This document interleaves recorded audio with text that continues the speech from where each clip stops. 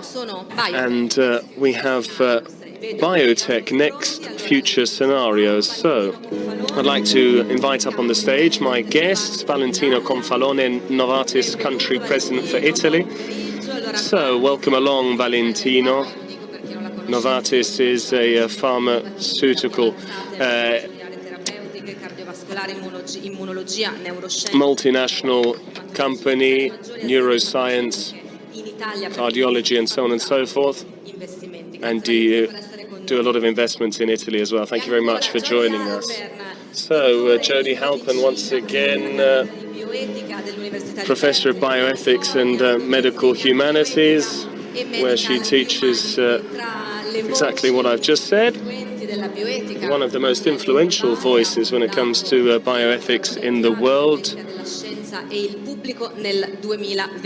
And in 2020 you opened up that laboratory as well, psychiatry, decision-making sciences, amongst others, so that we can see how people can actually influence their own possible health choices going forward. So the emotional side of things in terms of, and empathy is a very timely word. It's very topical because that's the title of your book.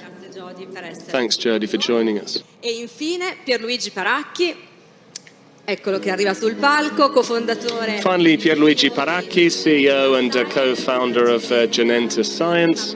Genenta is the first Italian biotech firm that was actually quoted on the Nasdaq Stock Exchange. It's very sought after, as we said. Genenta deals with genetics for rare diseases. It's a spin-off of the San Raffaele Hospital in Milan. It was set up in 2015. You're going to tell us about the history of this project and some of the investors that really believed in you. So, thank you for joining us.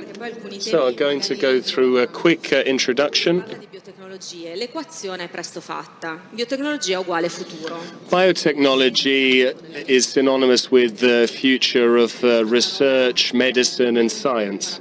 So it's a word that we've all become familiar with, and it's a very exciting, interesting, intriguing word, because it's a bit like moving the frontiers further forward. That's what technology is all about, breaking down barriers and going the extra mile. But of course, people are a little bit fearful and distrustful when we talk about things such as these, so it's actually quite complex to have this as part of business as usual. And as I said, these aren't only future business opportunities, but they're also part of the here and now. They are drawing in a lot of investors, capital, some of the best talents around. Everything that we have been speaking about over the last few hours, everything that requires more attractiveness, more investment, and so on and so forth. I'll start with Valentino Confalone.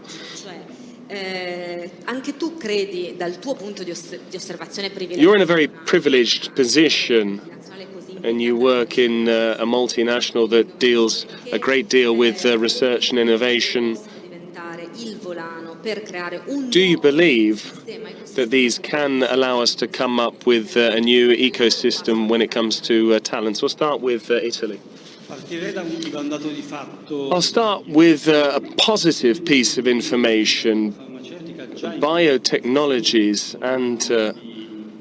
are already an area of economic growth, development in this country, and know-how indeed. From the pharmaceutical industry and in terms of biotech, Italy is really leading the way. It's a huge exporter in terms of drugs, and there are more than 34 billion euros in exports. And that's what the Italian pharmaceutical industry currently stands for. However, we do need to step things up. In order to maintain this role, do we need to just fall back on the factors that allowed us to establish ourselves here, or do we need to speed things up and accelerate? I think we do need to fast-track things, because the dynamics that currently pertain to the biotech industry actually require a different approach to make sure that Italy can once again drive innovation and development. I'd like to give you an example.